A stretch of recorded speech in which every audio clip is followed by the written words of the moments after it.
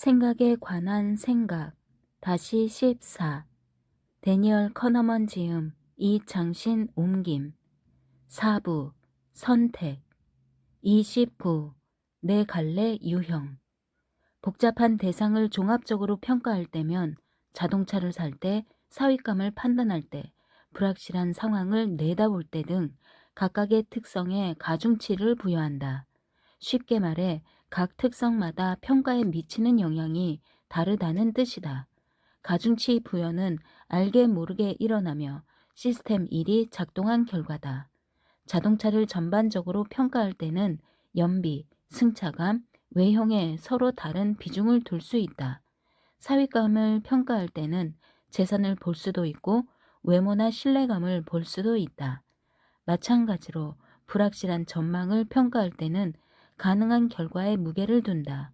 가중치는 해당 결과가 나타날 확률과 관련이 있다. 100만 달러를 딸 확률 50%는 같은 액수를 딸 확률 1%보다 훨씬 더 매력적이다. 사람들은 의식적이고 의도적으로 가중치를 부여하기도 한다. 그러나 대개는 시스템 1의 전반적 평가를 그저 지켜볼 뿐이다. 확률 변화 결정 연구에서 도박 비유가 인기 있는 이유 하나는 예상되는 결과에 가중치를 부여하는 자연스러운 규칙을 보여주기 때문이다. 발생 확률이 높은 결과일수록 그 결과에 부여하는 비중도 커야 한다는 규칙이다. 도박의 기대값은 여러 결과의 평균인데 각 결과에는 그것이 일어날 확률로 가중치가 부여된다. 가령 1000달러를 딸 확률이 20%, 100달러를 딸 확률이 75%라면 기대값은 275달러이다.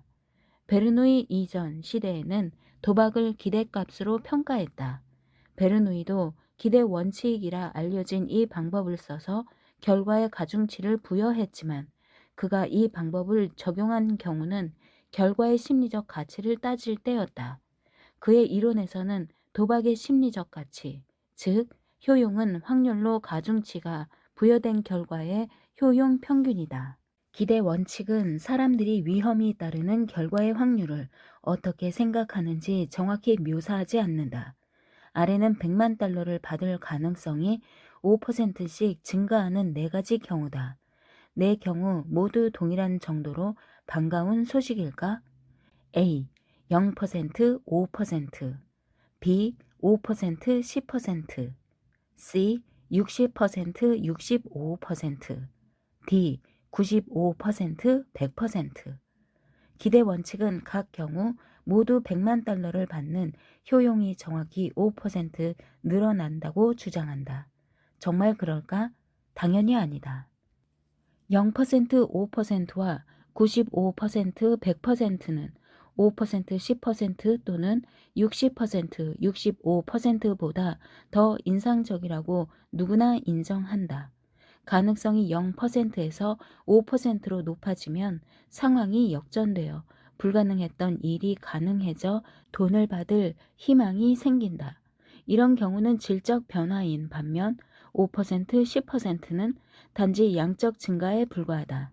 5%에서 10%로 바뀌는 변화에서는 돈을 받을 가능성이 2배가 되지만 그러한 전망의 심리적 가치는 2배가 되지 않는다는 것쯤은 다들 알고 있다. 0%, 5%의 큰 파급력은 가능성 효과를 잘 보여준다. 가능성이 매우 낮은 결과에 비중을 부당하게 많이 부여하게 되는 효과다. 복권을 잔뜩 사는 사람은 거액의 당첨금을 탈 아주 낮은 가능성을 보고 기대값보다 훨씬 많은 돈을 쓸 의향이 있는 사람이다.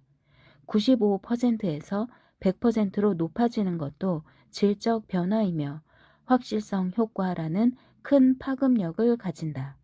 사람들은 거의 확실한 결과에도 확률에 비해 가중치를 적게 부여한다.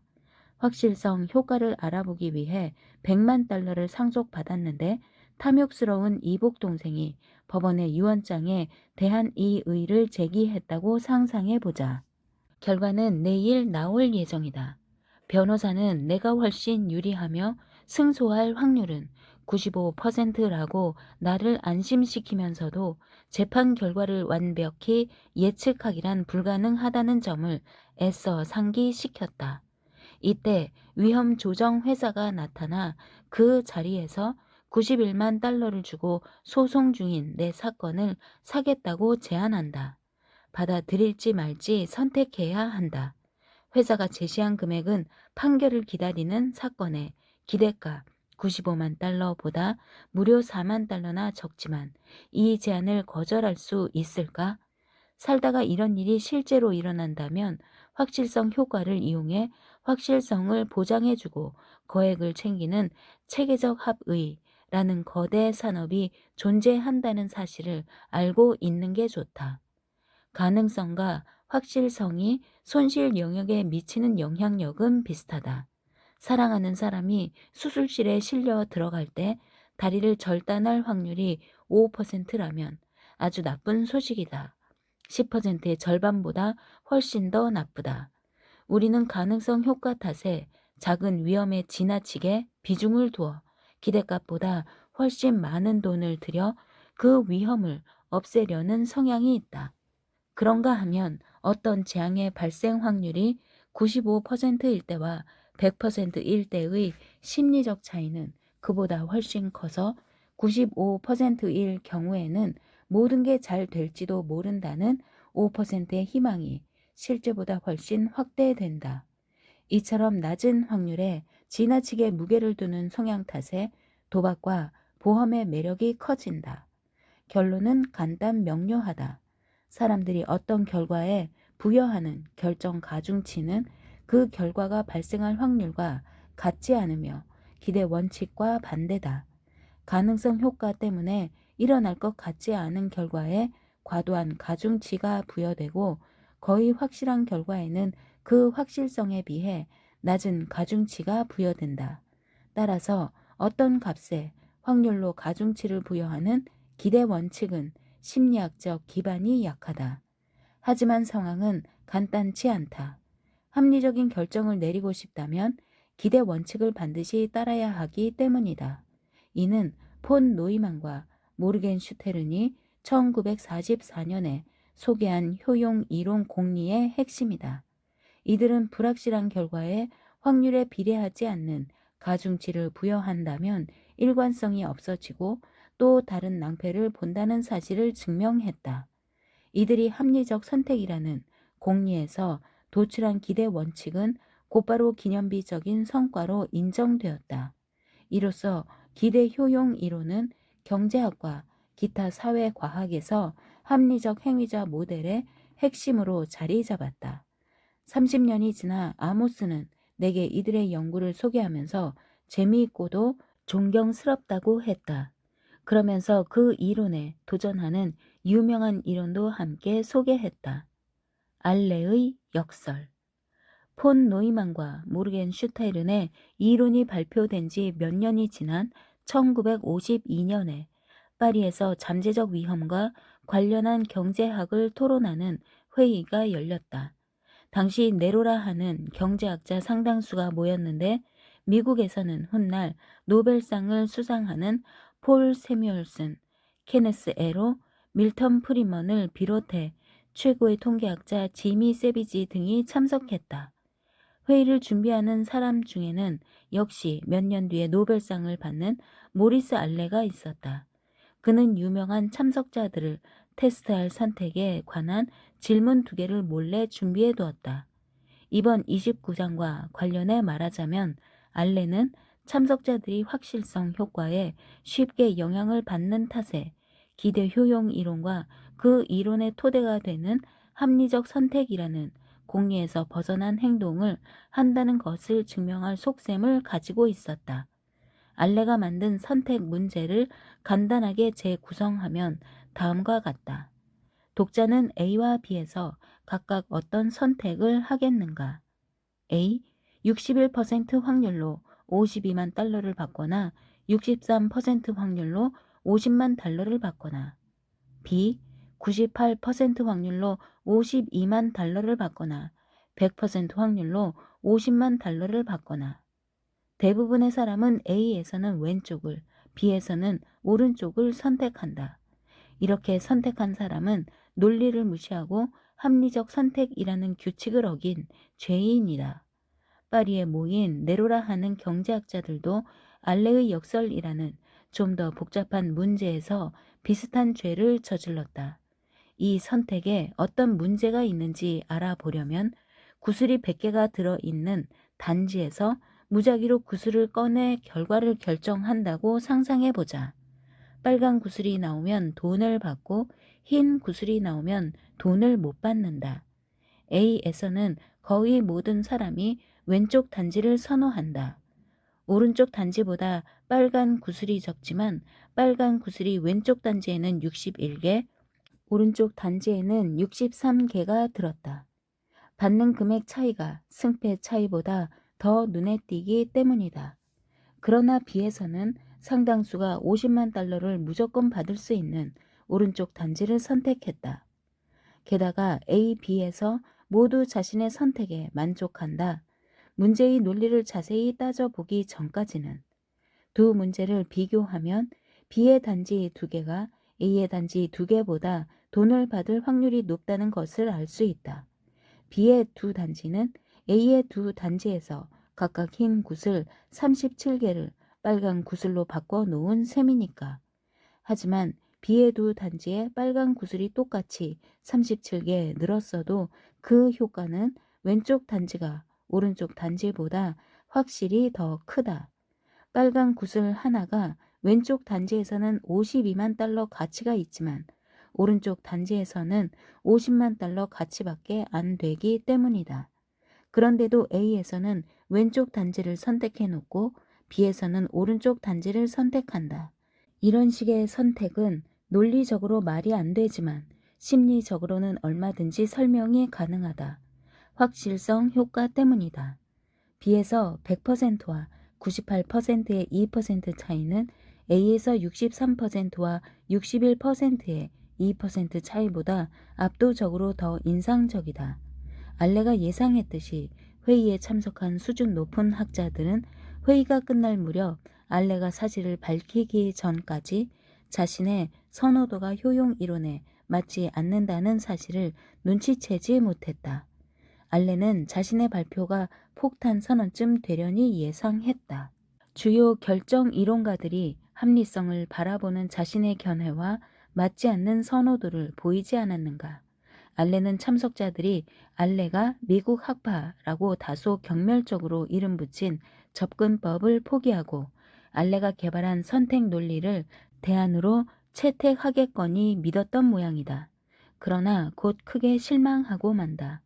결정 이론의 열렬한 팬이 아닌 경제학자들은 대부분 알레의 문제를 무시했다. 널리 사용되고 유용하다고 인정되는 이론이 도전을 받을 때 흔히 그렇듯이 이들은 알레의 문제를 이례적인 사례로 언급하고는 마치 아무 일도 없었던 듯 기대 효용 이론을 계속 사용했다. 반면에 통계학자, 경제학자, 철학자, 심리학자를 아우르는 결정 이론가들은 알레의 도전을 사뭇 진지하게 받아들였다.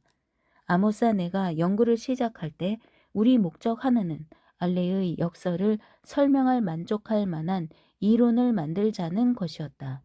알레를 비롯해 대부분의 결정 이론가들은 인간의 합리성을 여전히 신뢰한 채 합리적 선택이라는 규칙을 변형해 알레의 선택 유형도 그 규칙에 포함되도록 만들려 했다. 여러 해 동안 확실성 효과를 정당화하려는 시도가 있었지만 모두 설득력이 떨어졌다. 아모스는 이런 노력을 진득하게 봐주지 못했다. 그는 효용 이론에 어긋나는 사례를 합리화하려는 이론가들을 잘못된 사람을 옹호하는 변호사라 불렀다. 우리는 방향을 바꿨다. 효용 이론을 합리적 선택의 논리로 그대로 놔둔 채 사람들은 완벽하게 합리적인 선택을 한다는 생각을 버렸다. 그리고 사람들의 선택이 합리적이든 아니든 그 선택을 설명할 심리학 이론을 개발하는 작업에 착수했다. 우리는 전망 이론에서 결정 가중치를 확률과 다르게 취급할 것이다. 결정 가중치. 아모스와 나는 전망 이론을 발표하고 여러 해가 지나 판돈이 작은 도박에서 사람들의 선호도를 설명할 결정 가중치를 측정하는 실험을 실시했다. 여기서 나온 이익 추정치는 표4와 같다. 극단에서는 결정 가중치가 확률과 동일하다는 것을 알 수 있다. 불가능한 결과에서는 둘 다 0이고 확실한 결과에서는 둘 다 100이다. 그런데 극단에 가까운 부분에서는 결정 가중치가 확률과 확연히 다르다. 가장 낮은 부분에서는 가능성 효과가 나타나 일어날 가능성이 거의 없는 사건에 가중치가 지나치게 부여된다. 이를테면 확률이 2%인 경우에 결정 가중치가 8.1이다. 합리적 선택이라는 공리를 받아들인다면 2가 되어야 한다. 아주 드문 사건에 가중치가 약 4배 높게 부여된 것이다. 그 반대편 확률에서 나타나는 확실성 효과는 더 놀랍다. 돈을 따지 못할 위험이 2%일 때 도박의 효용은 100에서 87.1로 약 13%나 줄어든다. 가능성 효과와 확실성 효과에서 나타나는 비대칭성을 알아보기 위해 우선 100만 달러를 딸 확률이 1%라고 가정해보자. 그 결과는 내일 알 수 있다. 이번에는 100만 달러를 딸 것이 거의 확실하지만 못 딸 가능성도 1% 있다고 생각해보자. 이번에도 결과는 내일 알 수 있다. 이때 두 번째 상황에서의 불안감은 첫 번째 상황에서의 희망보다 더욱 두드러진다. 금전적 이익이 아니라 심각한 수술에서도 확실성 효과가 가능성 효과보다 더 두드러진다. 치명적 결과가 나올 것이 거의 확실한 수술에서 기대하는 일말의 희망을 위험률이 1%인 수술에서 느끼는 두려움과 비교해 보라. 확률 양 끝에서 확실성 효과와 가능성 효과가 나타난다면 그 중간 확률에 대한 민감도 역시 부적절할 수밖에 없다. 5%와 95% 사이에서 결정 가중치 변화폭 13.2에서 79.3은 확률 변화폭보다 훨씬 작아서 합리적으로 기대되는 폭의 약 3분의 2 수준이다. 신경과학자들도 이를 뒷받침하는 사실을 발견했다. 뇌에서 돈을 딸 확률 변화에 반응하는 영역을 찾아낸 것인데 이때의 반응은 선택에서의 결정 가중치와 매우 비슷했다. 확률이 극도로 낮거나 높은 사건 1% 이하 또는 99% 이상은 특별한 경우다. 아주 드문 사건에 그 사건에만 해당하는 유일한 결정 가중치를 부여하기는 어렵다. 그런 사건은 효율성을 고려해 결정 가중치를 제로로 부여하면서 아예 무시할 때가 있는가 하면 반대로 가중치를 지나치게 부여할 때도 있기 때문이다. 우리 대부분은 핵 연료가 녹아내릴 걱정을 하거나 모르는 친척에게서 엄청난 유산을 상속받는 상상을 하면서 시간을 보내지는 않는다. 그러나 일어날 것 같지 않은 사건이 주의를 끌면 그 확률에 어울리지 않는 과도한 가중치를 부여한다. 게다가 확률이 낮은 사건에서는 위험 변화에 거의 전적으로 무감각하다. 이를테면 암에 걸릴 확률이 0.01%일 때와 0.00001%일 때 큰 차이를 못 느끼는데 사실 전자는 미국 인구에서 3,000명, 후자는 30명이 암에 걸릴 수 있다는 뜻이다. 위험에 주목하면 걱정이 앞서는데 결정 가중치는 걱정의 정도를 반영한다.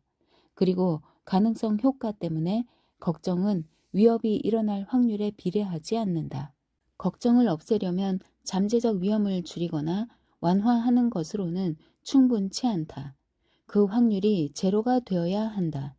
아래는 경제학자들이 소비자가 평가한 잠재적 건강 위험의 합리성을 연구하면서 만든 질문을 조금 바꾼 것이다. 이 연구 결과는 1980년대에 발표되었다. 설문 대상은 어린 자녀를 둔 부모들이었다. 현재 한 병에 $10인 스프레이 살충제를 사용한다고 가정해보자.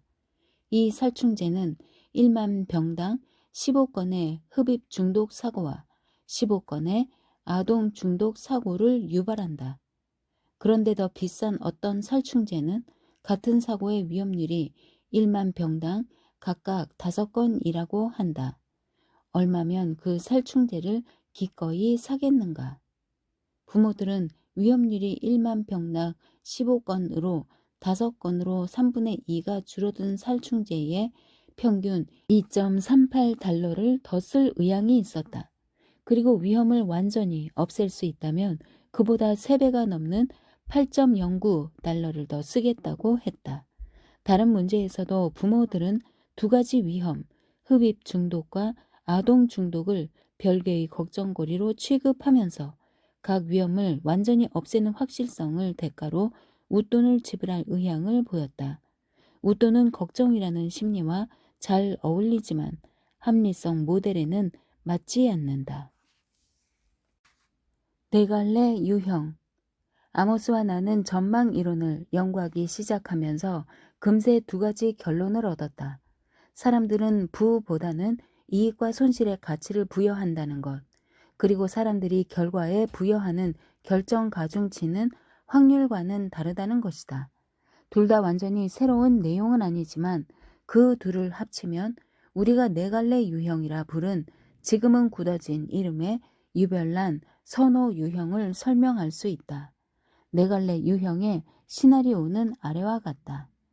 높은 확률, 확실성 효과, 이익, $10,000,000를 딸 확률 95%, 실망할 두려움, 위험 회피, 불리한 타협안 수용, 높은 확률, 확실성 효과, 손실, $10,000,000를 잃을 확률 95%, 손실을 피할 수 있다는 희망, 위험 추구, 이로운 타협안 거절, 낮은 확률, 가능성 효과, 이익, $10,000,000를 딸 확률 5%, 큰 이익을 얻을 수 있다는 희망, 위험 추구, 이로운 타협안 거절. 낮은 확률, 가능성 효과, 손실. $10,000,000를 잃을 확률 5%, 큰 소실을 입을 두려움, 위험 회피, 불리한 타협안 수용. 각 칸의 맨 윗줄은 확률, 즉 전망의 예다. 두 번째 줄은 그 전망에서 나오는 주된 감정이다.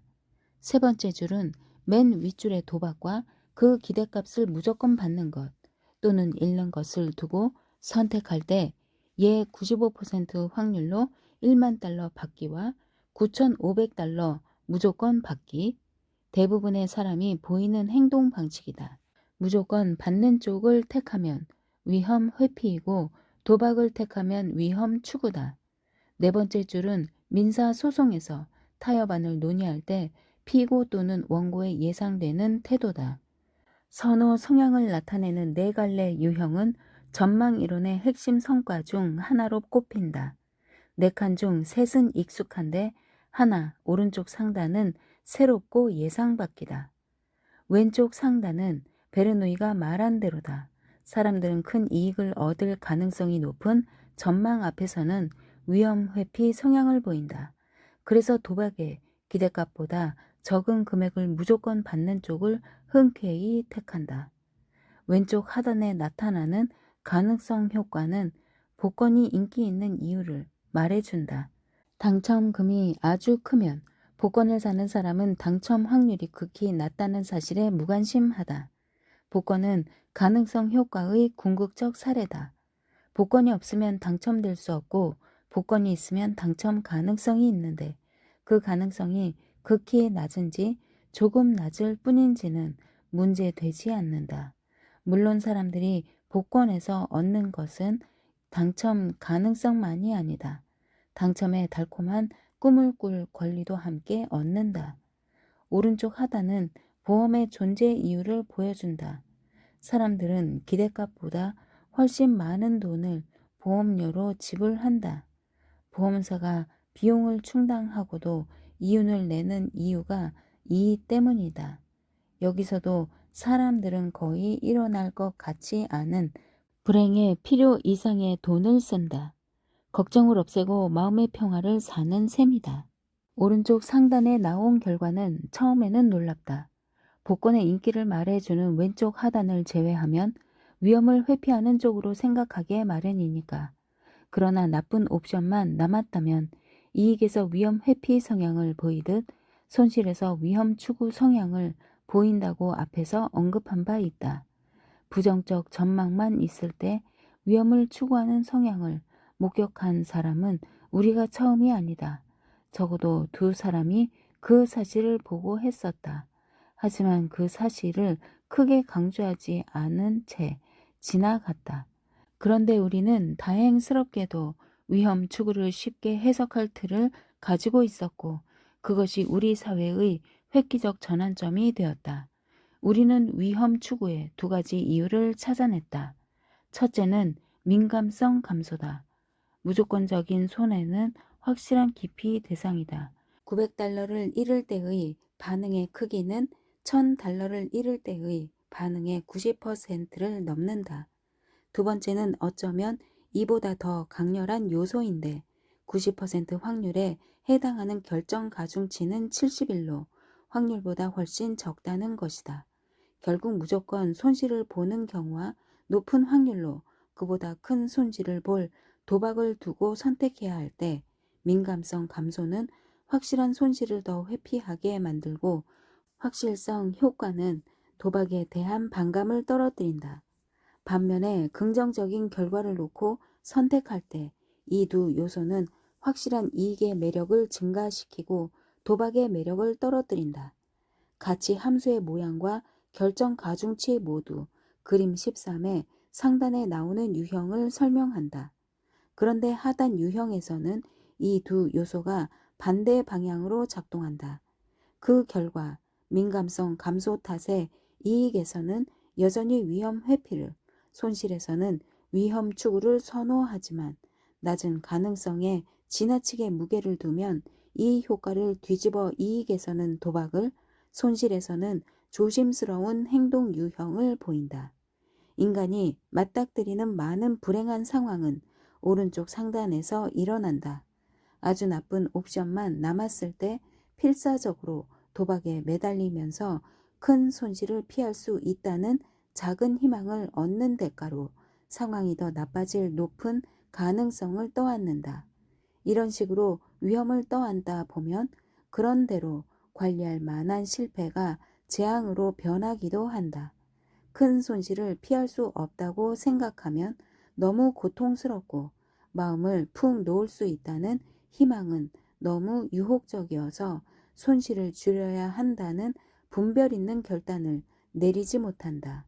더 나은 기술에 밀려 점점 설 자리를 잃어가는 사업에 매달려 다시 일어서려는 헛된 시도를 하면서 남은 재산을 탕진하는 상황도 그런 경우다. 전쟁에서는 패배를 인정하기가 너무 힘들다 보니 패배하는 쪽은 상대편의 승리가 확실해진 순간이 한참 지났는데도 싸움을 그치지 않는다. 법의 이면에서 도박하기. 법학자 크리스 거스리는 민사소송에서 원고와 피고가 가능한 해결책을 고민하는 두 가지 상황에 네 갈래 유형을 적용한 설득력 있는 사례를 제시했다. 두 상황은 원고의 승산이 다르다. 앞에서 본 시나리오에서처럼 민사소송에서 원고가 거액의 손해배상을 청구했다고 가정해보자. 소송은 순탄하게 진행 중이고 변호사는 원고에게 승소할 확률이 95%라는 의견을 내놓으면서 한 가지 주의를 덧붙인다. 배심원단이 개입하기 전까지는 결과를 절대 확신할 수 없다. 그러더니 손해배상 청구액의 90%만 받을 수 있는 타협안을 받아들이라고 설득한다. 네 갈래 유형에서 왼쪽 상단에 해당한다. 이때 마음속에 이런 물음이 떠오른다.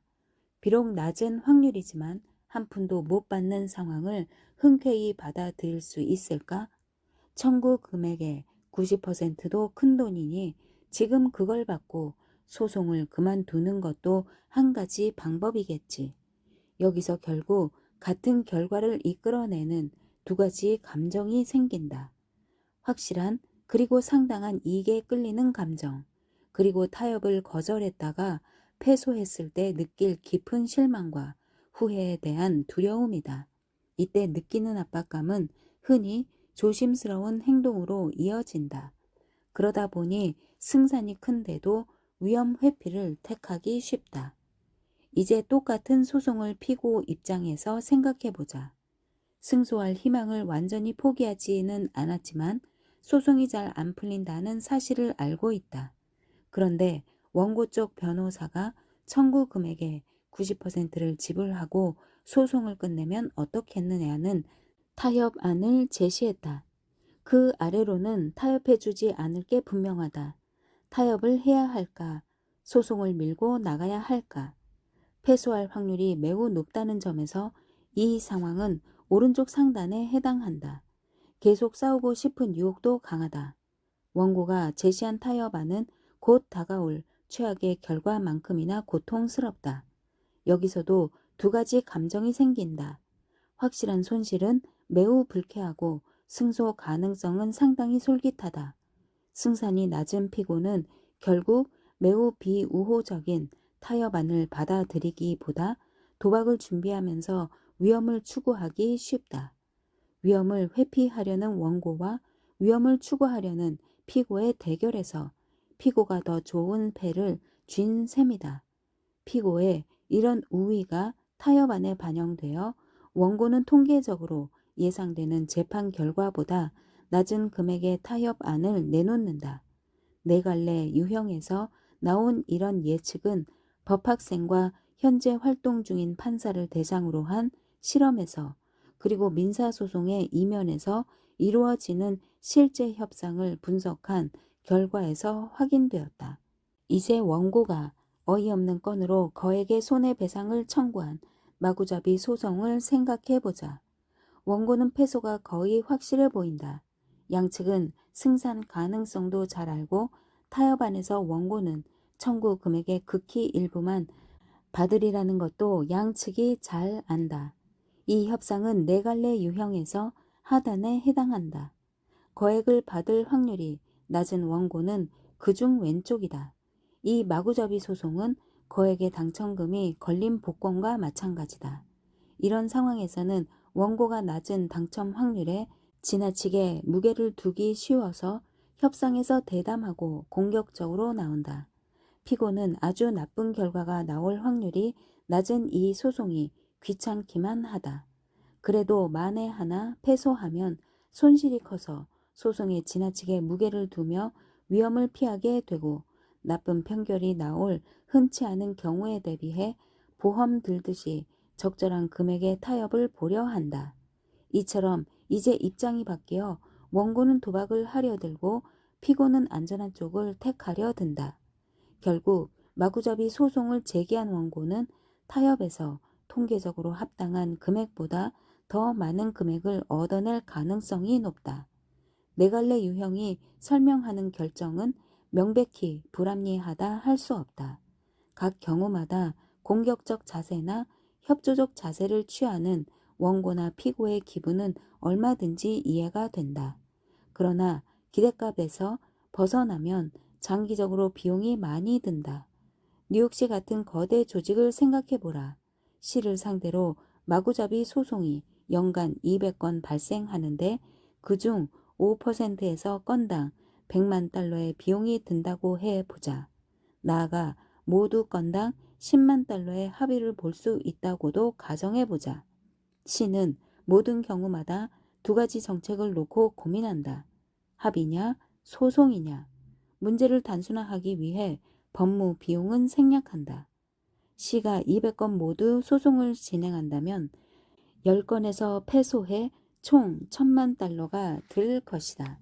시가 모든 건을 건당 10만 달러에 합의한다면 총 2천만 달러의 손실을 볼 것이다. 비슷한 많은 결정을 장기적 관점에서 보면 낮은 확률의 큰 손실을 피하려고 웃돈을 지불할 경우 결국 비용이 더 많이 든다는 것을 알 수 있다. 이런 분석은 네 갈래 유형에 속하는 모든 경우에 해당한다. 기대값을 꾸준히 이탈하면 장기적으로는 손해다. 그리고 이 규칙은 위험 회피와 위험 추구에 모두 해당한다. 직관적 결정에서 흔히 그러하듯 거의 일어나지 않을 결과에 지속적으로 지나치게 무게를 두면 결국 더 안 좋은 결과로 이어진다. 네 갈래 유형과 관련한 말들. 그는 마구잡이 소송에서 타협해 가능성이 아무리 낮아도 어이없는 손실은 피하고 싶은 유혹이 생긴다. 낮은 확률에 지나치게 무게를 두는 행위다. 앞으로 비슷한 상황을 많이 만나기 쉬우니 굴복하지 않는 편이 나을 것이다. 우리는 휴가를 두고 막판 거래는 절대 하지 않는다. 더 많은 비용을 치르더라도 휴가는 확실히 챙길 것이다. 그들은 본전을 찾을 가능성이 있는 한 손실을 줄이지 않을 것이다. 손실에서 위험을 추구하는 경우다. 그들은 가스 폭발 위험이 극히 낮다는 걸 알지만 그마저 줄이고 싶어 한다. 가능성 효과 때문이며 그들은 마음의 평화를 원한다. 30. 드문 사건. 나는 버스 자살 폭탄 테러가 상대적으로 자주 발생하던 시기에 이스라엘을 여러 차례 갔었다. 물론 절대적 빈도로 보면 꽤 드문 일이었다. 폭탄 테러는 2001년 12월과 2004년 9월 사이에 23건 발생해 총 236명이 사망했다. 당시 이스라엘의 하루 버스 이용객은 줄잡아 130만 명이었다. 따라서 폭탄 테러를 당할 위험은 매우 낮았지만 실제 느낌은 그렇지 않았다. 사람들은 되도록 버스를 타지 않았고 타더라도 불안한 눈초리로 폭탄을 숨겼을 법한 불룩한 옷이나 짐을 살폈다. 렌터카를 이용해 버스 탈 일이 많지 않던 나 역시 그런 상황에 영향을 받아 행동했다는 걸 알고는 실망스러웠다. 빨간 불일 때 버스 옆에 정차하고 싶지 않았고 신호가 바뀌면 평소보다 빨리 자리를 떴다.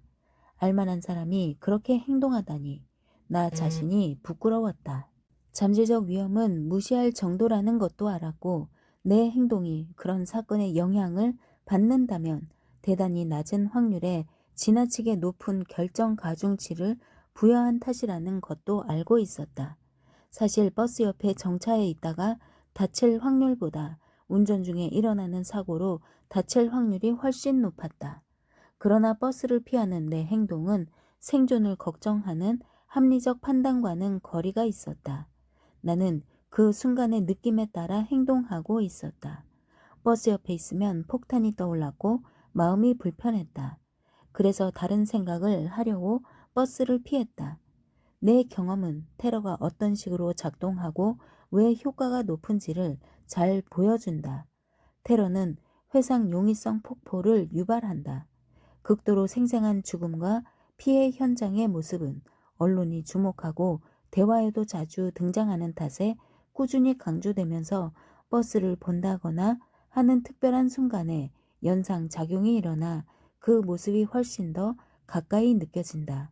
감정 흥분은 연상작용에 따라 저절로 일어나며 통제할 수 없고 충동적으로 자신을 보호하는 행동을 하게 한다.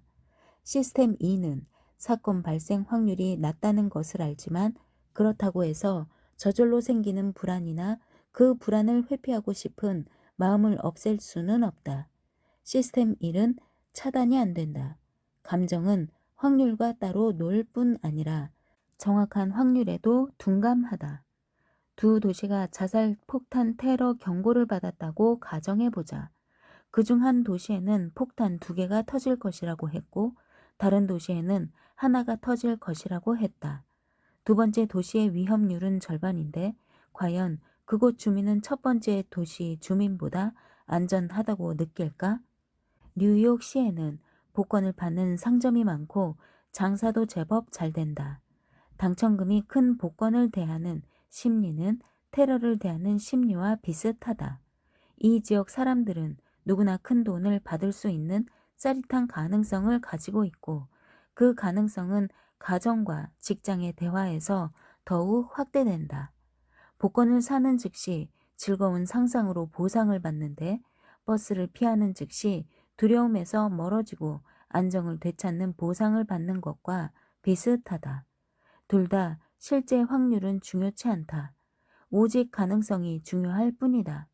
처음 전망 이론을 만들면서 발생 확률이 극히 낮은 사건은 무시되거나 과도한 가중치가 부여된다고 주장했지만 정확히 어떤 조건에서 그런 일이 발생하는지 구체적으로 밝히지 않았고 심리적 해석도 제시하지 않았다. 그러다가 감정과 생생한 이미지에 관한 최근 연구에 큰 영향을 받아 결정 가중치를 바라보게 되었다. 일어날 것 같지 않은 일에 지나치게 비중을 두는 것은 지금은 익숙해진 시스템 1의 특징에 그 뿌리가 있다. 감정과 생생함은 회상 속도, 회상 용이성, 확률 판단에 영향을 미치고 따라서 매우 드물게 일어나지만 무시할 수 없는 사건에 왜 과도한 반응을 보이는지 설명해 준다. 과대평가와 과대가중치. 다음 미국 대통령이 제3당 후보에서 나올 확률이 얼마라고 판단하는가? 다음 미국 대통령이 제3당 후보에서 나온다면 $1,000를 받고 그렇지 않으면 한 푼도 받지 않는 내기가 있다면 얼마를 내고 참여하겠는가? 두 질문은 다르지만 명백히 연관되어 있다. 첫 번째 질문은 일어날 것 같지 않은 사건의 확률을 묻는다. 두 번째 질문은 똑같은 사건을 두고 내기를 하는 식으로 결정 가중치를 매겨보게 한다. 사람들은 확률을 어떻게 판단하고 결정 가중치를 어떻게 매길까? 우선 그 답을 두 가지로 단순화해 보면 다음과 같다. 사람들은 일어날 것 같지 않은 사건의 발생 확률을 과대평가한다. 사람들은 결정을 내릴 때 일어날 것 같지 않은 사건에 과대 가중치를 부여한다. 과대평가와 과대가중치는 다른 현상이지만 그 둘에는 똑같은 심리작용인 주목, 확증 편향, 인지적 편안함이 관여한다. 구체적인 진술은 시스템 1의 연상작용을 촉발한다. 제3당 후보가 승리하는 아주 드문 일을 생각했을 때 연상체계는 평소처럼 그것을 확증하는 방향으로 작동하면서 그 말을 진실로 만들어주는 증거, 사례, 이미지를 선별적으로 끄집어낸다. 편향된 과정이지만 상상의 결과는 아니다. 현실의 한계 속에서 그럴듯한 시나리오를 찾을 뿐 상상 속에서 제3당 대통령을 옹립하는 소설을 쓰지는 않는다. 확률 판단은 결국 그럴듯한 시나리오가 머릿속에 얼마나 쉽게 떠오르는지 또는 얼마나 막힘없이 떠오르는지로 결정된다. 우리는 늘 질문받은 사건에 초점을 맞추지는 않는다. 그 사건이 일어날 가능성이 높을 때는 그 반대 사건에 초점을 맞추기도 한다. 아래 예를 보자. 동네 병원에서 태어난 아기가 사흘 안에 퇴원할 확률은? 아기가 퇴원할 확률을 질문을 받았지만 우리는 틀림없이 정상적인 기간에 퇴원하지 못하는 사건에 초점을 맞춘다. 우리 머리는 이상하거나 다르거나 드문 사건에 자동적으로 초점을 맞추는 유용한 능력이 있다. 나라마다 다르겠지만 미국 아기들은 보통 태어난 지 2, 3일 안에 퇴원한다는 사실을 재빨리 인지하고 비정상적인 다른 상황, 그러니까 일어날 것 같지 않은 사건에 관심을 집중한다. 여기에 회상 용이성 어림짐작이 끼어들기 쉽다. 그러면서 의료사고 시나리오가 몇 개나 떠오르는지, 얼마나 쉽게 떠오르는지에 따라 판단을 내린다.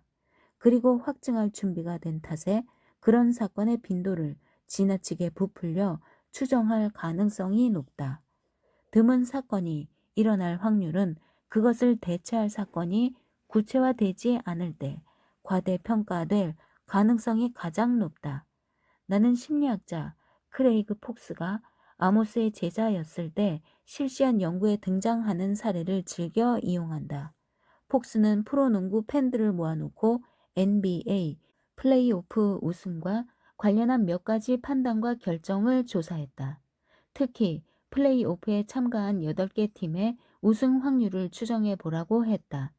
이때 각 팀의 우승이 차례로 주목할 사건이 된다.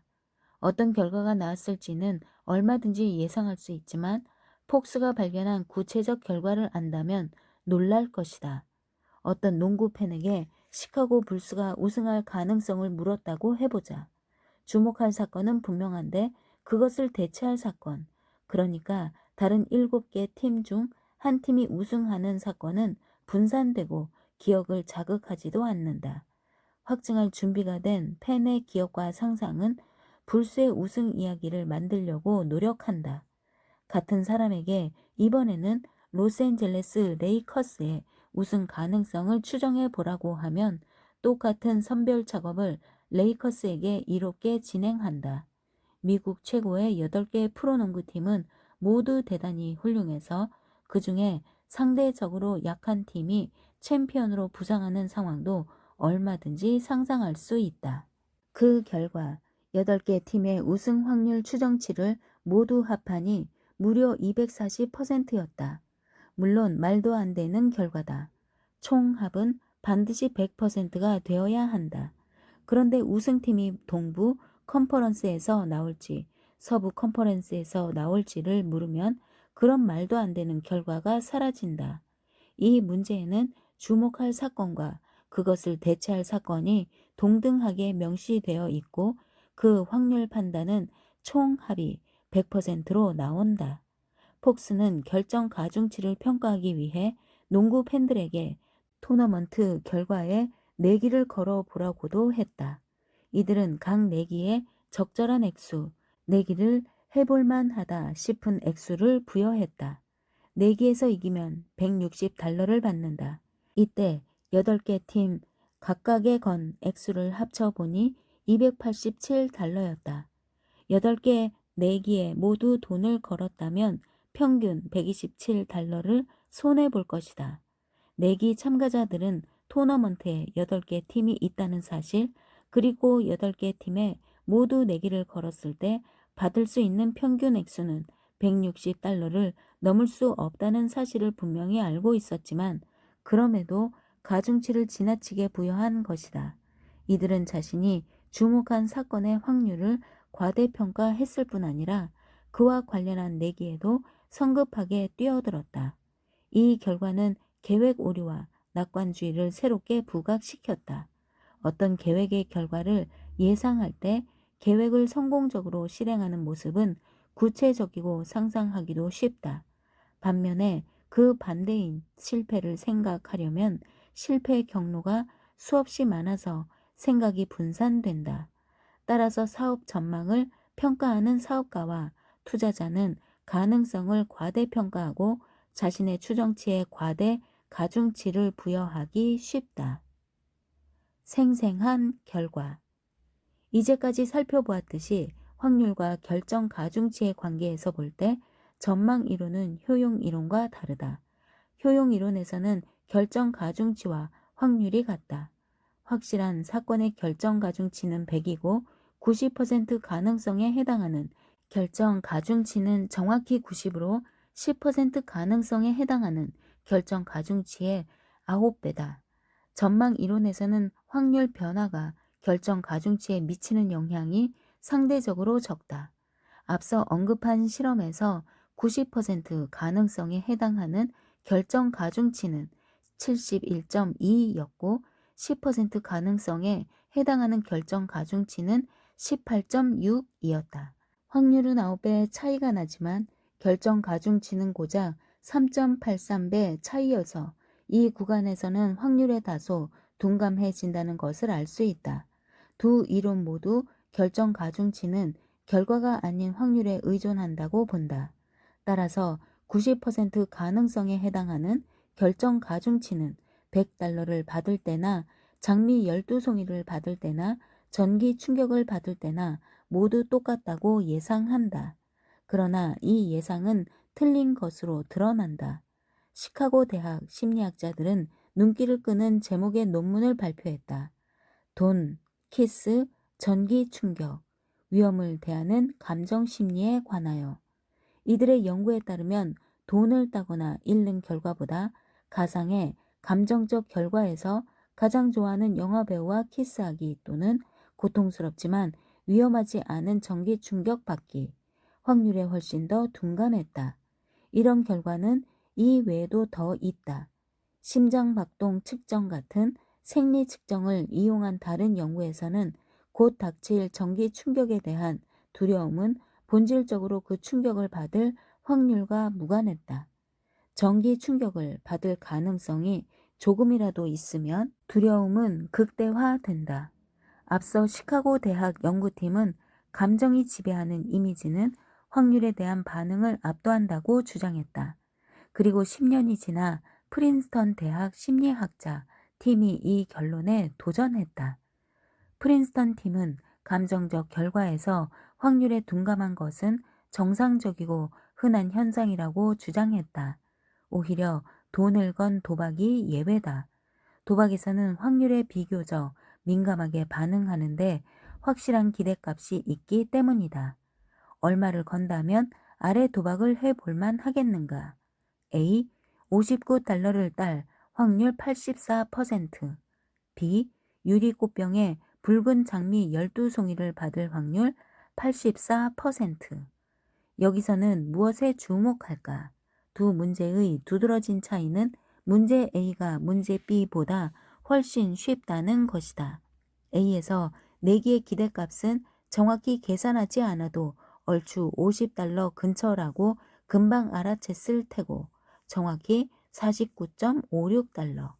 이 정도 추정치로도 얼마를 걸어야 이 내기가 할 만한지 고민하는 데 유용한 기준점이 될 수 있다. 그런데 B에서는 그런 기준점을 구할 수 없고 따라서 대답하기가 훨씬 어렵다. 응답자들은 똑같은 상황을 두고 확률이 21%라면 얼마를 걸지도 평가했다. 예상대로 확률이 높은 도박과 낮은 도박의 차이는 장미보다 돈이 걸린 경우에 훨씬 두드러졌다. 프린스턴 팀은 확률에 둔감한 것은 감정 때문이 아니라는 주장을 뒷받침할 목적으로 아르이 도박을 피하기 위해 돈을 선뜻 지불할 의향을 비교했다. 다른 사람의 방 3개짜리 아파트에 페인트 칠을 하면서 주말을 보낼 확률 21% 또는 84%, 주말에 기숙사를 이용한 뒤 그곳 샤워실 3곳을 청소할 확률 21% 또는 84%. 위에서 두 번째 상황은 첫 번째보다 감정적 요소가 훨씬 많이 들어간 게 분명하지만 두 결과에 매긴 결정 가중치는 다르지 않았다. 그렇다면 감정의 세기는 답이 아닌 게 분명하다. 다음 실험에서는 놀라운 결과가 나왔다. 여기서는 참가자들에게 상품을 말로 설명해주고 명확한 가격 정보도 주었다. 받을 확률 84%, 유리꽃병의 붉은 장미 12송이 59달러 가치, 받을 확률 21%, 유리꽃병의 붉은 장미 12송이 59달러 가치.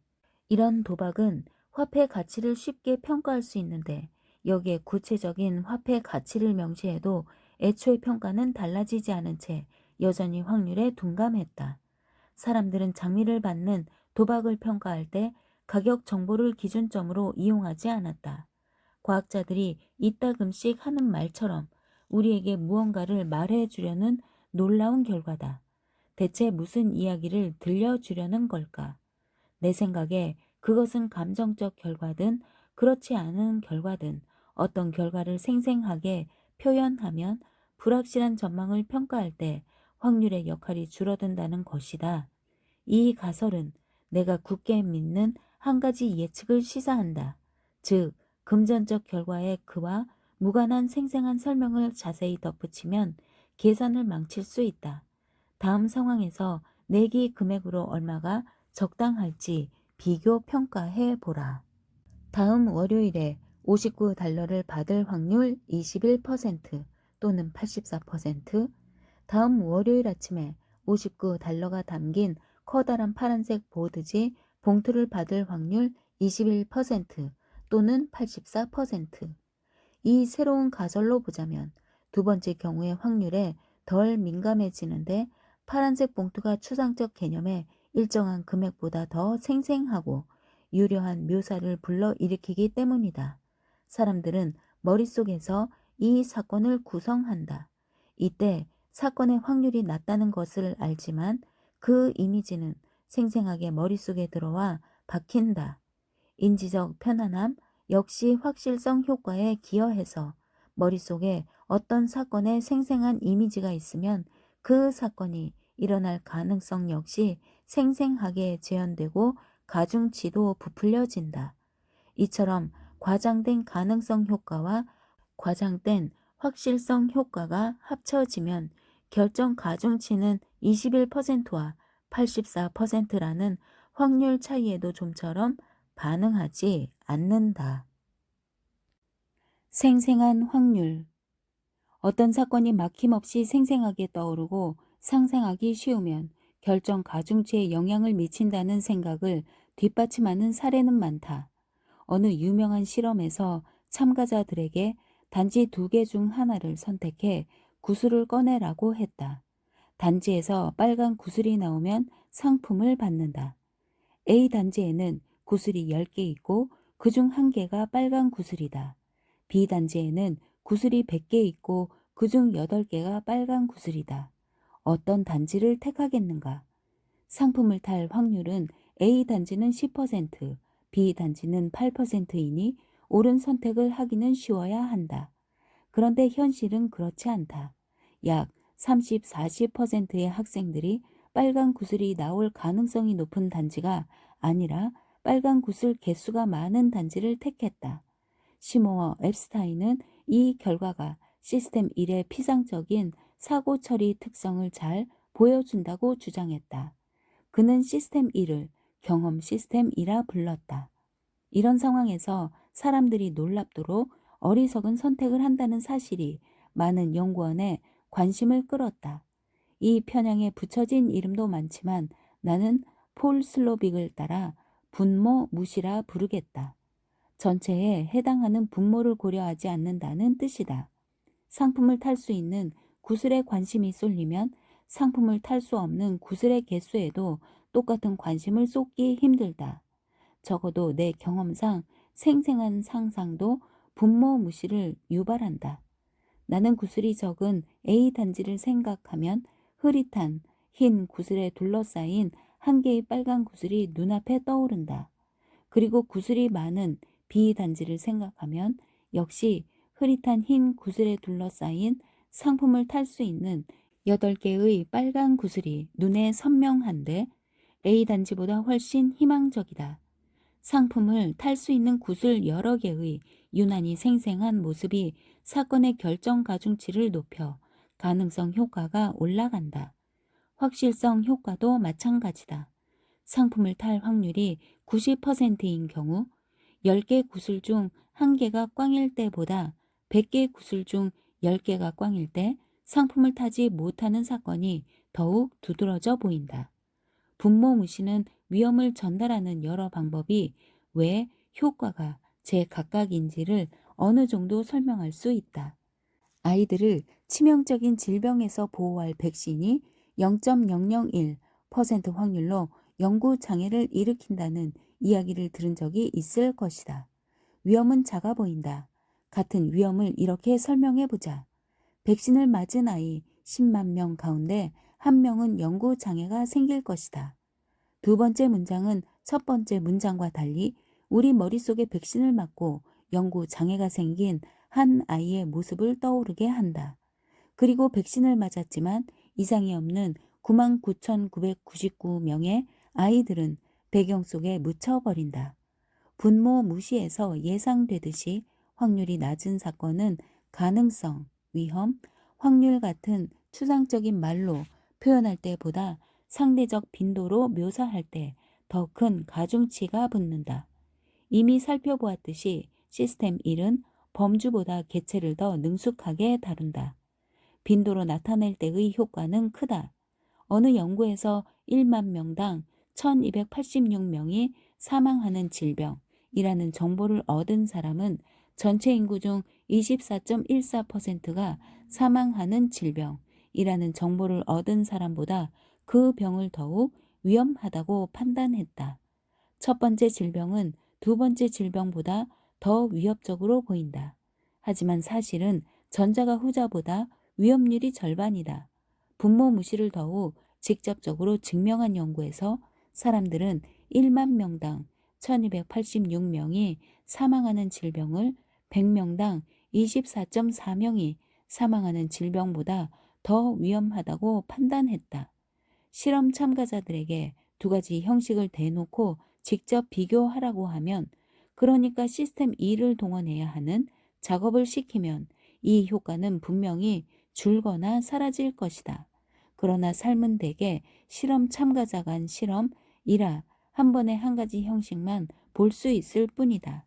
지금 보고 있는 형식에 대한 형식을 만들고 그것이 다른 반응을 이끌어낸다는 사실을 발견하려면 시스템 2가 이례적으로 활발히 작동해야 한다. 노련한 법정 심리학자나 정신과 의사도 위험이 표현되는 형식에 영향을 받는다. 어느 실험에서 전문직 종사자들에게 과거의 폭력을 휘두른 적이 있는 존스 씨를 정신병원에서 퇴원시켜도 안전할지 물었다. 이들에게 그 위험성에 대한 한 전문가의 평가도 알려주었는데, 이때 똑같은 통계를 아래 두 가지 방식으로 알려주었다. 존스 씨와 비슷한 환자들이 퇴원한 뒤 처음 몇 달 동안 사람들에게 폭력을 휘두를 확률은 10%로 추정된다. 존스 씨와 비슷한 환자들 100명당 10명이 퇴원한 뒤 처음 몇 달 동안 사람들에게 폭력을 휘두를 것으로 추정된다. 정보를 빈도로 접한 사람들은 확률로 접한 사람들보다 퇴원에 반대하는 확률이 거의 2배였다. 41%대 21%. 다시 말해 묘사가 생생할수록 똑같은 확률에 부과되는 결정 가중치는 더 높아진다. 이처럼 형식이 중요하다 보니 사건을 조작할 여지도 생기고, 꿍꿍이 속을 가진 사람들은 이를 이용해 먹을 방법도 알고 있다. 슬로빅과 그의 동료들은 다음 기사를 인용한다. 한 해에 전국에서 약 1000건의 살인사건이 약을 복용하지 않는 심각한 정신질환자에 의해 자행된다. 똑같은 사실을 이렇게 표현할 수도 있다. 미국인 2억 7,300만 명 중 해마다 1000명이 그런 식으로 사망할 것이다. 또 이런 식도 있다. 그런 사람에게 살해될 확률은 연간 약 0.00036%다. 또 있다. 미국인 1000명이 해마다 그런 식으로 사망하는데 자살자의 30분의 1을 조금 밑도는 수준이고 후두암 사망자의 약 4분의 1이다. 슬로빅은 이렇게 지적한다. 이런 극적인 방식을 옹호하는 사람들의 속내는 뻔하다. 일반 대중이 정신질환자가 저지르는 폭력을 두려워하길 바라는 것인데, 이 두려움이 정신질환, 공공의료 서비스 분야의 재정 지원을 확대할 것이라는 희망 때문이다. 뛰어난 변호사가 DNA 증거의 신뢰도를 떨어뜨리고 싶다면 배심원단에게 DNA 검사가 틀릴 확률은 0.1%라고 말하지 않을 것이다. 그보다는 사형 선고가 내려질 수 있는 중범죄 사건 1000건 중 한 건에서 DNA 검사가 맞지 않는다 라는 말이 합리적 의심의 한계의 수준을 훨씬 더 쉽게 넘어갈 수 있다. 이 말을 들은 배심원들은 문제가 있는 DNA 증거 때문에 잘못된 유죄 판결을 받고 법정에 앉아 있는 한 남자의 이미지를 떠올린다. 물론 반대로 검사는 배심원들의 머릿속을 소수점으로 채울 희망의 더 추상적인 형태를 선호할 것이다. 전반적 인상에 기초한 결정.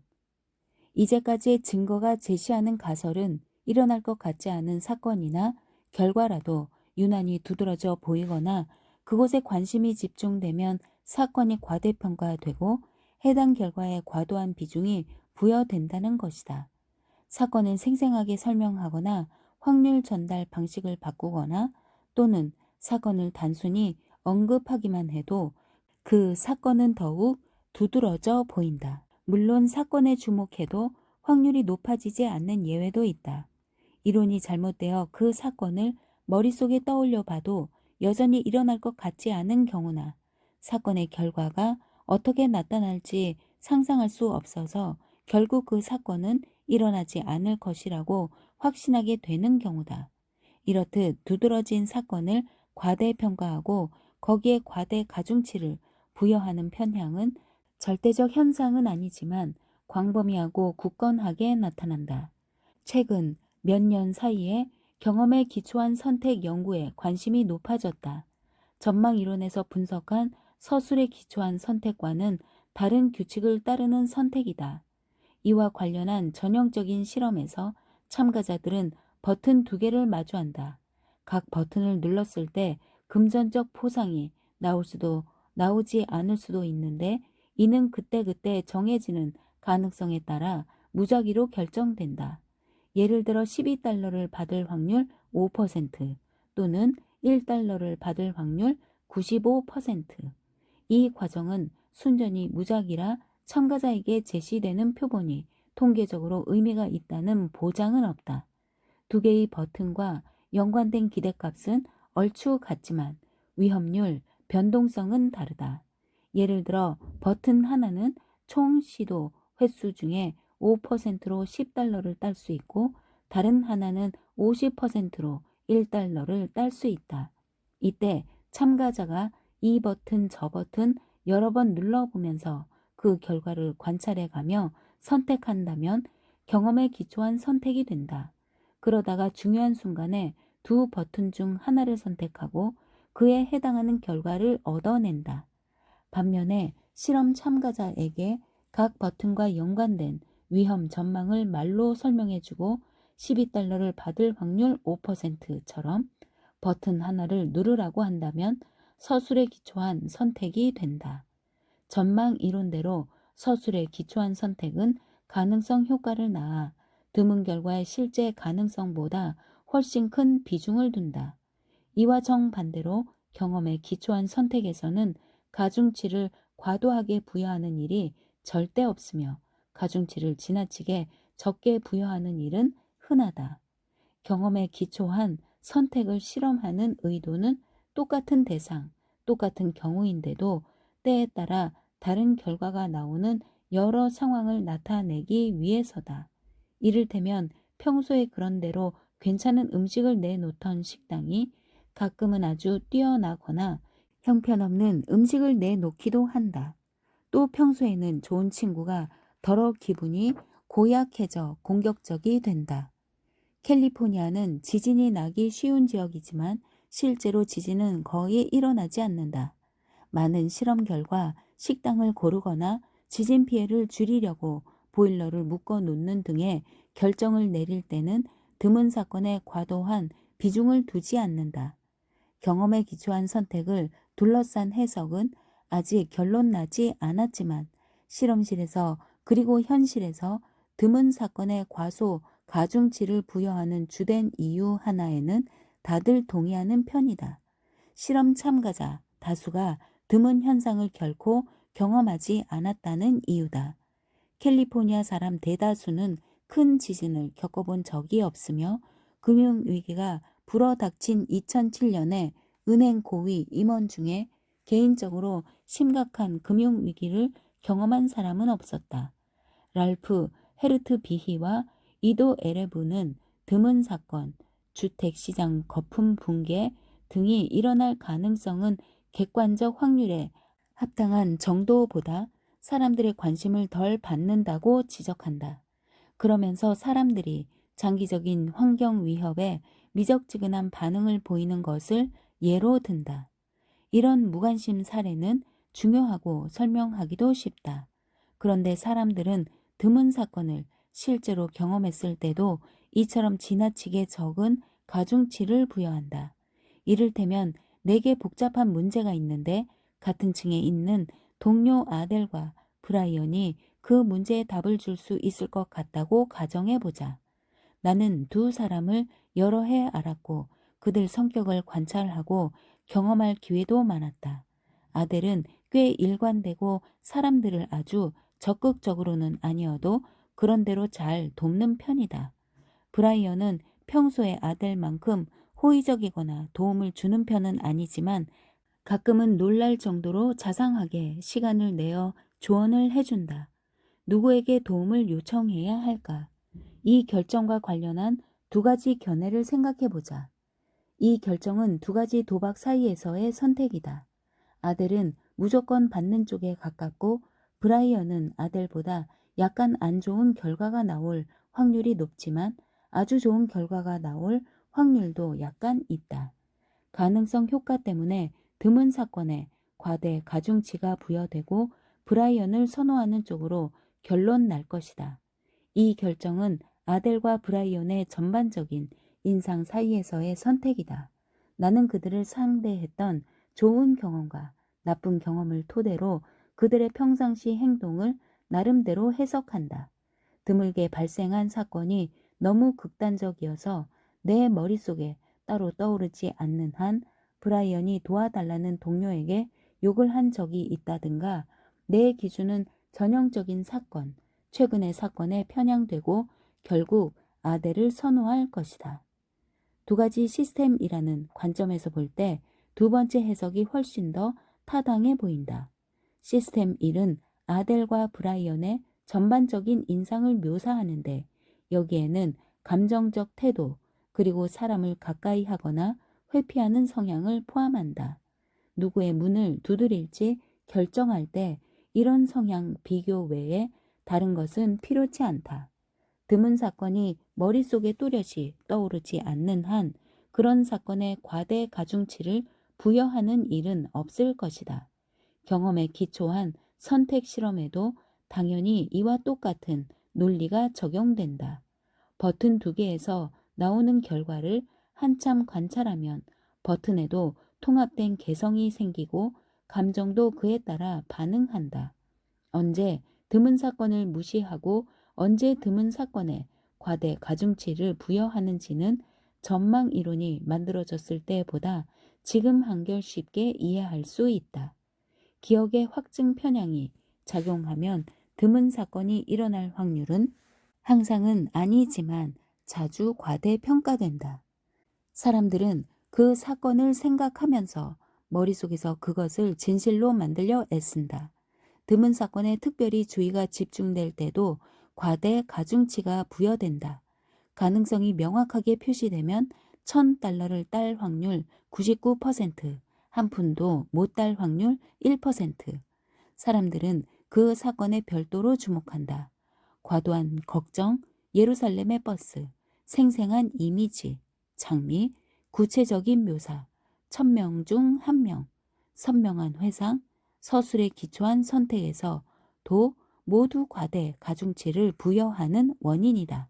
그리고 과대 가중치가 부여되지 않는다면 아예 무시될 것이다. 우리 머리는 확률이 낮은 사건을 정확히 이해하도록 설계되지 않았다.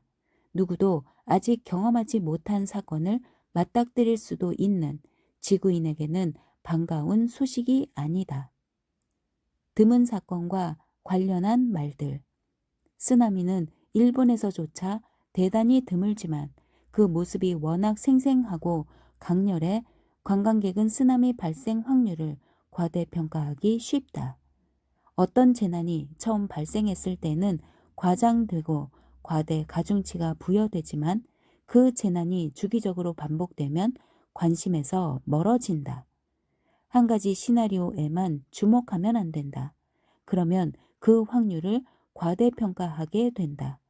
다른 가능한 시나리오를 구체적으로 만들어 각 시나리오의 확률 총합이 100%가 되게 하자. 사람들이 그 위험성에 마음 졸였으면 하는 것이 그들의 바람이다. 사망률을 1,000명당 1명꼴이라고 묘사한 것도 그 때문이다. 분모무시를 이용한 설명이다.